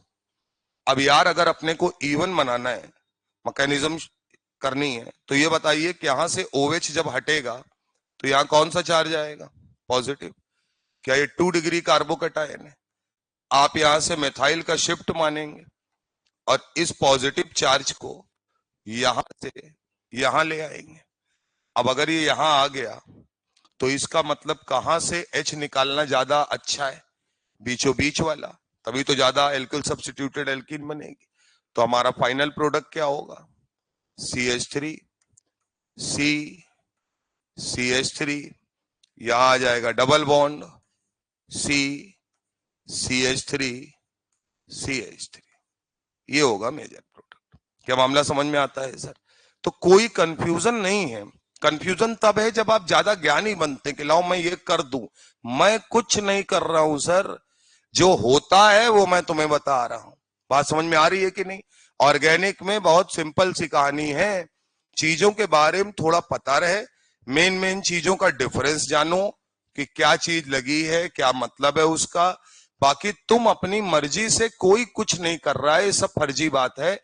मैं तुम्हारे सामने 4 चीजें बना दूं और बताऊं कि क्या क्या बनेगा, ऐसा कोई सवाल अब आता नहीं है। ये सब टीचर खेलते रहते हैं क्या कि 2 रिएक्शन पढ़ाई, 4 सवाल दिए, बोले जाओ इसकी मैकेनिज्म लिख के आओ। तुम मैकेनिज्म लिखोगे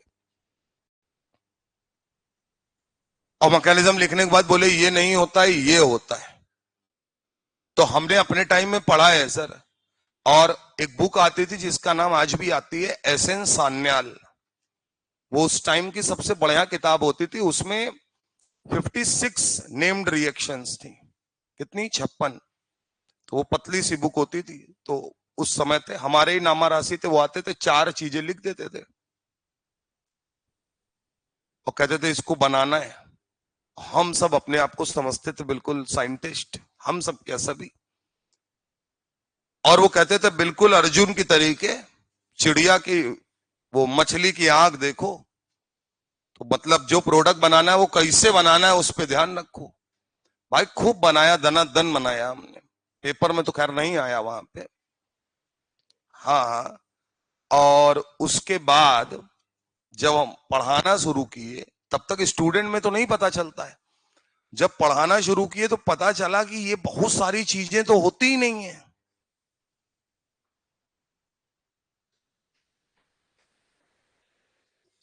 तुम मेरी बात नहीं समझे। समझे नहीं समझे? नहीं समझे सर।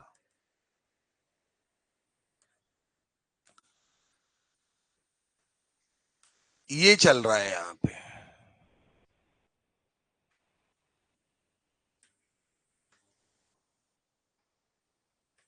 मान लो ये, और हमने तुमसे कहा कि तुम एक काम करो, ये बताओ कि ये कैसे बनेगा। समझ गए ना बात को? अब यार स्टूडेंट इतना सोचता थोड़ी है यार, वो तो लगा पड़ा है। अब वो कह रहा है कि नहीं गुरु आएगा। तुम हमें एक सवाल, तुम तो मेंस पेपर देखे हो, सब देखे हो। तुम ऐसा एक आर्बिट्री सवाल बता दो जिसमें ऐसा अंट संट पूछा गया हो कि इससे ये बनाकर दिखाओ। दिखाओ नहीं, अगर देगा तो जब सोल्यूशन देखोगे तो प्रॉपर प्रॉपर रिएक्शन आएंगे, ऐसे ऐसे करते हैं। हाँ, कहां पे रीअरेंजमेंट वाला है, साइक्लिक देगा तो 5 से 6 का बन जाएगा और उसमें डबल बॉन्ड आ जाए, वो सब भी बता दिया अपन ने। वो मेन बात है। ये सब करने का कोई मतलब है नहीं सर। मतलब हम लोग खूब रटे, और इतना रटे कि मतलब हम सोचे थे कि, नहीं समझे, कि हम इससे ज्यादा रट लेंगे। देखना बाद में समझ में आया कि इससे ज्यादा गलत हमको आ गया है अब। हाँ भाई, और क्या। अब बाद में जब पूछा गया तो पूछे हम कि ये सब, बोले वो सब देखो वो प्रैक्टिस के लिए होता है। तो प्रैक्टिस ऐसी की जो काम ही नहीं आई कभी। अच्छा, उस समय एक एहसास दिला देता है ना टीचर कि क्या कहते हैं, हम लोग मैकेनिज्म सजेस्ट कर रहे हैं। सजेस्ट नहीं कर रहे हैं सर। हमें कुछ बातें मालूम है, जैसे फ्लोरीन का केस है, हमने तुमको बता दिया ऐसा होता है। अब तुम नहीं मान रहे हो, तुम कह रहे हो ये भी हो सकता है।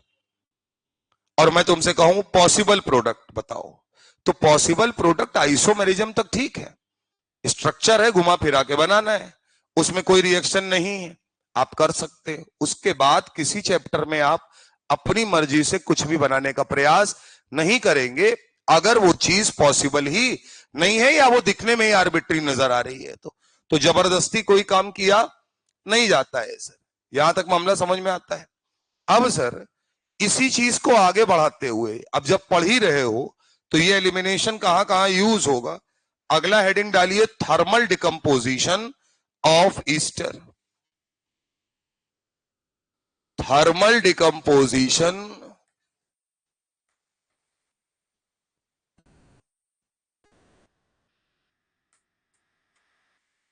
Of Easter.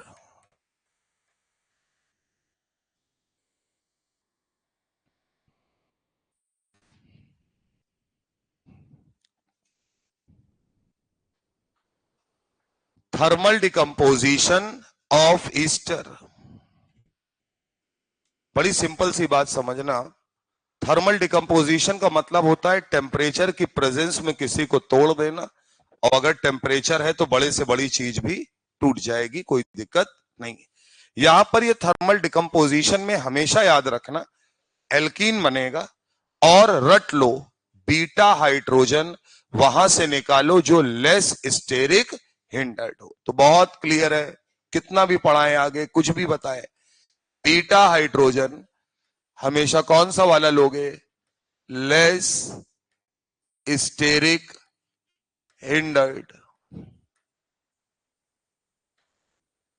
तो इसका मतलब सर, जब तुमने रट ही लिया कि लेस स्टेरिक हिंडर्ड है, तो जो भी मेजर एल्कीन होगी वो बेसिकली भाई यही मेजर प्रोडक्ट होगा। तो जो भी मेजर प्रोडक्ट वाली एल्कीन होगी वो हमेशा किसके जिम्मे जाएगी?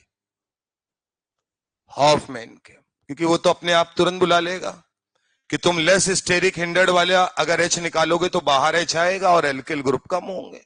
तो आपको याद रखना है हमेशा, अगर कभी ऑप्शन आएगा तो आपको इसी तरीके करना। देखिएगा, ईस्टर मतलब CH3, C double bond O CH2 CH3। इसे मैं टेम्परेचर की प्रेजेंस में तोड़ रहा हूं, ठीक बात है।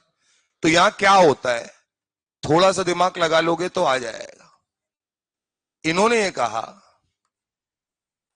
ऑक्सीजन के साथ जो एल्किल अटैच है, कार्बन के साथ नहीं, ऑक्सीजन के साथ जो OR में R ग्रुप है, वहां अगर हम बात करें तो ये अल्फा कार्बन और ये बीटा। भविष्य में ये बीटा अलग अलग हो सकते हैं, अभी एक ही है। ये क्या करेगा, अपना H प्लस की तरीके निकालेगा इलेक्ट्रॉन देकर और ये बॉन्ड ब्रेक हो जाए।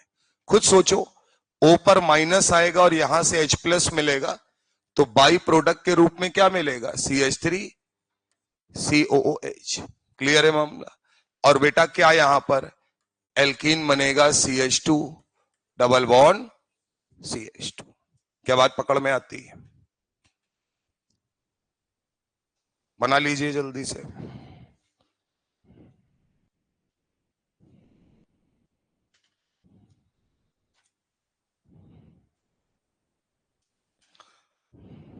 तो यहां पर जो एल्कीन बन रही है, उस एल्कीन का एक टाइप है, नाम है, क्या हम इसे अल्फा बीटा टाइप एल्कीन बोल सकते हैं? बोलो यार। ऑक्सीजन के रिस्पेक्ट में अल्फा और बीटा टाइप एल्कीन।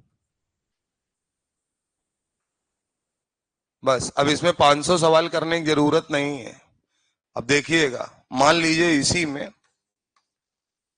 हम ये करते हैं, CH3 C double bond O CH CH3 CH2 CH3, यही तो कर सकता, और क्या कर सकता है? बढ़ा देगा आगे। तो अब ये बताओ, ये कार्बन अल्फा है, बोलो भैया, और हीट कर रहे हैं, तो ये अल्फा है, तो ये बीटा, और इधर से अगर बात की जाए तो ये बीटा। बहुत क्लियर कट बात बताइए, कौन सा वाला बीटा हाइड्रोजन लोगे? इधर वाला। तो अगर बीटा हाइड्रोजन लोगे तो अब H निकाल के मत दिखाओ, अब सीधे सीधे बात को ध्यान रखो। अगर ये बीटा हाइड्रोजन लोगे तो बॉन्ड की ब्रेकिंग ये हो जाएगी, बोलो भैया, ये पूरा टुकड़ा अलग हो जाएगा। तो इसका मतलब क्या बनेगा जरा बताओ? CH3 COOH, इसको तो H प्लस ही मिलेगा, और आपने जो एल्कीन बनाई है वो आउटर टर्मिनल वाली है। तो CH2 double bond CH, single bond CH2, single bond CH3, यही आपका कौन सा होगा? Major product. अब आप इसमें खेलते रहिए कि आप कहिए मैं यहां से भी H निकाल लूं, भाई निकाल ले जाके। जब यहां से H निकालोगे तो यहां डबल बॉन्ड आएगा, ये ज्यादा एल्किल वाली होगी, इसको सेडजेप बोलेंगे, इसको हॉफमैन बोलेंगे। हमारी बात अभी भी वही है, जो मेजर बना है वो क्या होगा? हॉफमैन। मामला पता चल रहा है सर? तो अल्फा कॉमा बीटा एलिमिनेशन है, तो अल्फा बीटा टाइप एल्कीन मिलेगी।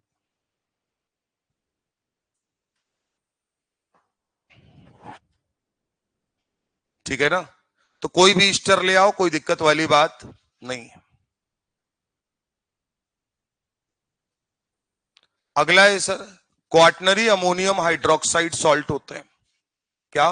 Quaternary ammonium hydroxide salt. अच्छा ये बताओ, इसमें तुम उन्हीं लोगों को परेशान करोगे, जैसे ईस्टर है तो ये दो लोगों से मिलकर बनता है, एसिड और एल्कोहल, तो तोड़ोगे तो ये अपना वापस एसिड में जाना चाहेगा, टूट रहा है, कोई दिक्कत नहीं। अच्छा कौन सा बॉन्ड पहले टूटता है? जो बना है वही टूटेगा।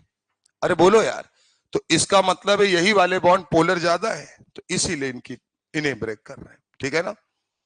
अब इसमें तुम जानने को जाओ तो जैसे हम कहते हैं कि मान लो इससे और बनाओ, तो भैया फिर वो तो ये भी टूट जाएगा, तो फिर एस्टिक एसिड भी तोड़ दो, तो फिर उन संभावनाओं के बारे में कोई माइका लाल बता नहीं सकता, फिर वो पेपर ए वाला जानता है कि वो जहां जानना चाहता है। जैसे हम तुमसे कहें कि बताओ इसमें क्या होगा, और तुम कह रहे हो कि क्या बता रहे, हम कहें बताओ तो तुम कहोगे भाई देखो जो समझे हो फिर वही होगा, क्योंकि यार हम तुमसे प्रॉपर सवाल पूछेंगे तभी तो तुम जवाब दे पाओगे। मैं तुमसे हवाबाजी में पूछूंगा कि बताओ इसमें क्या क्या हो सकता है, तो हम तुम भगवान नहीं है और वहां समय की बर्बादी कर रहे हैं। हाँ, कहां पर हमें प्रोडक्ट बताना है, जहां पे मान लो एल्कीन दिया और उसने कहा इससे रिएक्शन करो, तो हमें पता है इलेक्ट्रोफिलिक एडिशन रिएक्शन। अब उसने कहा बताओ क्या क्या पॉसिबल प्रोडक्ट बन सकते हैं, तो हमें पता है कि यार कार्बोकेटाइन बनेगा, उसको रीअरेंज कर सकते हैं, वो भी 2 बार तक रीअरेंज करके 3-4 प्रोडक्ट बना देंगे। ये टेक्निकल बात है। जहां जहां कायरल कार्बन आएगा वो असलियत में 1 नहीं 2 होंगे, ये टेक्निकल बात है। उनको जोड़ के आंसर बता, यही तो सवाल हो सकता है सर। तो इसलिए जो सवाल आएंगे वो बहुत सिस्टमेटिक वे से आएंगे। थर्मल डिकम्पोजिशन समझ में आया। दूसरा लिखिए थर्मल डिकम्पोजिशन, थर्मल डिकम्पोजिशन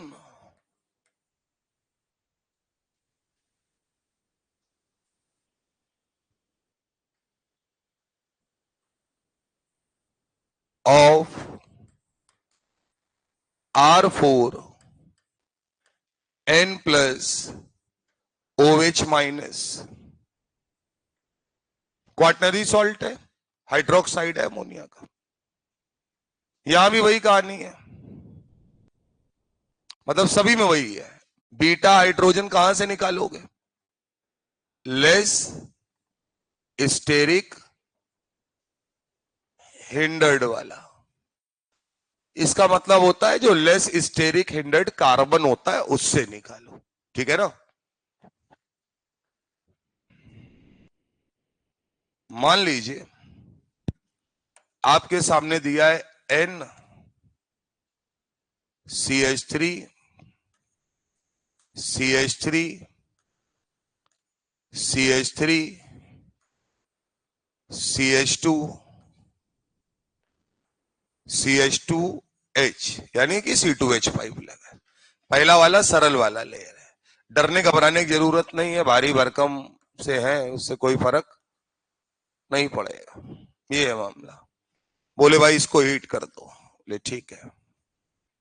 अब ये बताओ ये प्लस है अगर, तो अगर मैं यहां ना लिख के, कायदे से तो बाहर ही लिखना चाहिए, यहां लिख दें तो कोई दिक्कत वाली बात नहीं है। तो तुम कहोगे देखो सर होगा क्या, ये अल्फा कार्बन और ये बीटा, यहां बीटा है नहीं तो कोई मतलब है नहीं। क्या ये हाइड्रोजन अपना इलेक्ट्रॉन देगा और ये बॉन्ड ब्रेक हो जाएगा। क्लियर है मामला। जो हाइड्रोजन H प्लस की तरीके निकलेगा, बाहर बैठा OH माइनस वाटर बना लेगा उसके साथ, और यहां आपको मिलेगा नाइट्रोजन के साथ 3 मेथिल, तो क्या ट्राई मेथिल अमाइन बन जाएगा। और साथ में क्या हमें एल्कीन मिलेगी CH2 डबल बॉन्ड CH2 और वाटर, यही बनेगा। बोलो भैया, तो अगर हमारे पास कल को यहां 3-4 जटाएं और इनकी निकली हैं, तो हम वहां से कौन सा वाला पकड़ेंगे, लेस स्टेरिक हिंडर्ड वाला, वही मेजर एल्कीन होगा। यही तो मतलब होगा। तो दिख रहा है, बाकी है कुछ नहीं इसमें।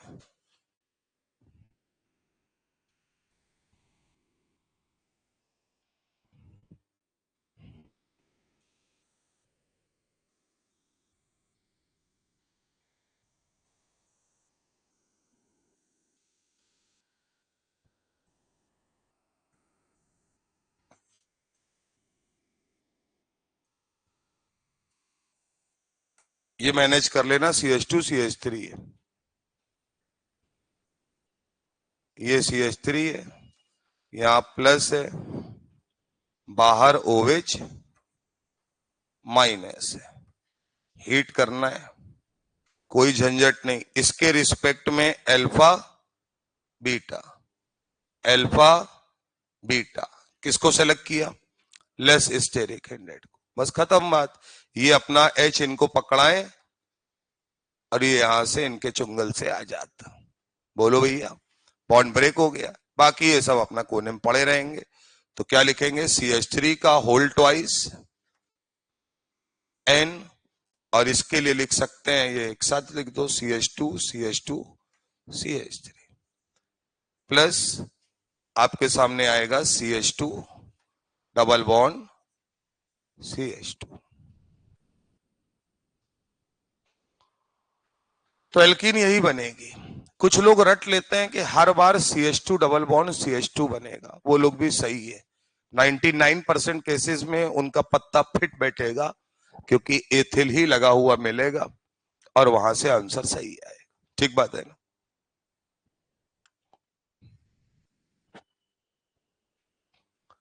अब जैसे आपने इतना पढ़ लिया, ठीक है ना, मान लीजिए अब ये फंसाने वाला काम है, तो थोड़ा सा एक देख लीजिए, तो टेक्निकलिटी आपको समझ में आ जाएगी सवाल की क्या है।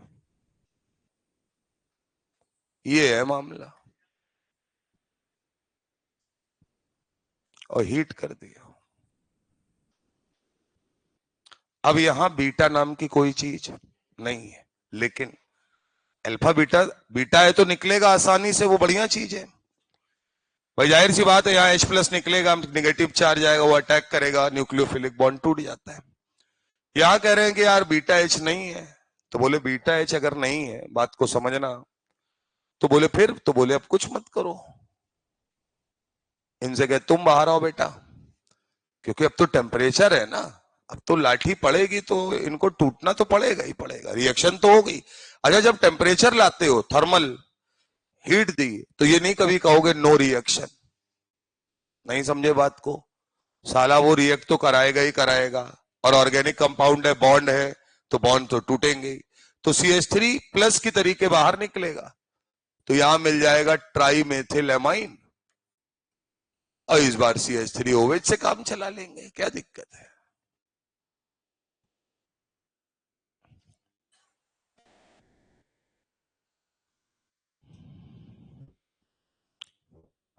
हाँ बिल्कुल कर रहे हैं। अगले साल इन सब चीजों का पैसा लेना है। हाँ, तो भूल ही गए थे।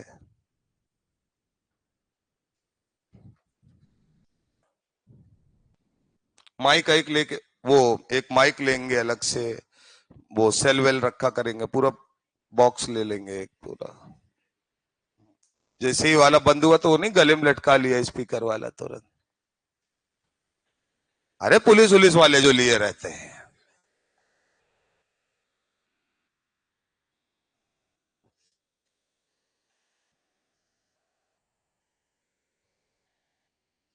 तो इतनी बात आपकी समझ में आनी चाहिए। चले, एक सवाल है, डरना नहीं,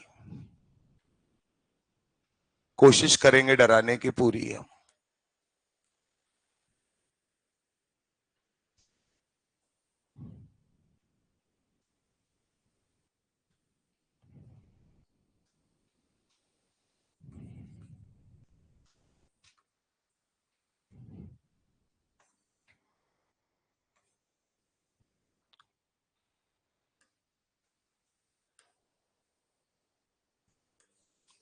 हम्म।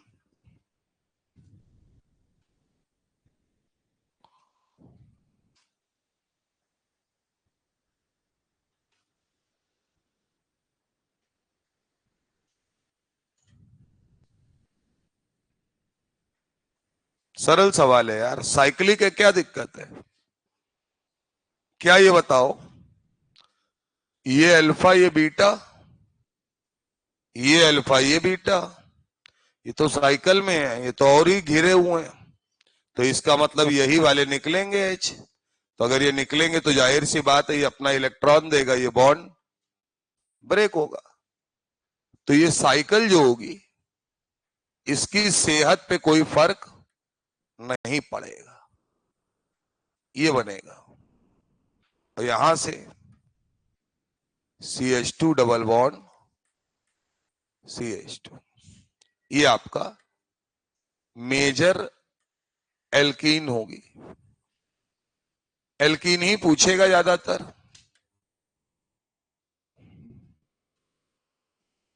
क्लियर है मामला?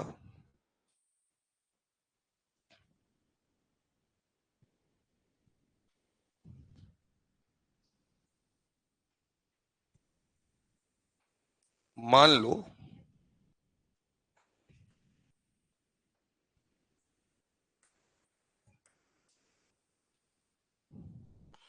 और हमने कराया CH3O- से हीट किया, मेजर प्रोडक्ट बताना है। मतलब ये भी H निकाल दिया, यहां भी H है, आप चाहो तो ऐसे H लिख लो।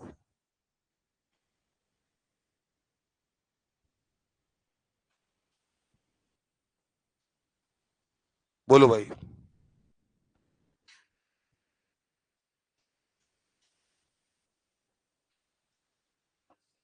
इधर देखो, सुनो, पीछे वाले केस में मेथिल लगा था, प्लस आई था, तो उसने उस हाइड्रोजन को लेस एक्टिव कर दिया था।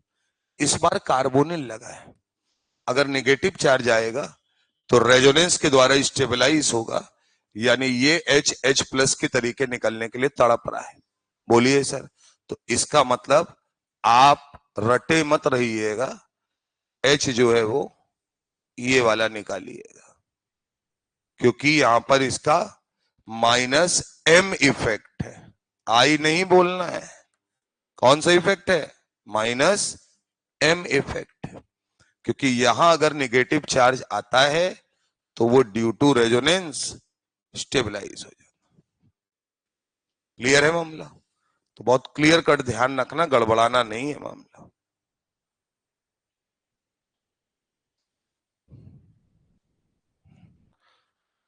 कल जब आइएगा तो NCERT क्लास 12th पार्ट 2 लेकर आइएगा। SN1 SN2 पढ़ेंगे कल, है ना?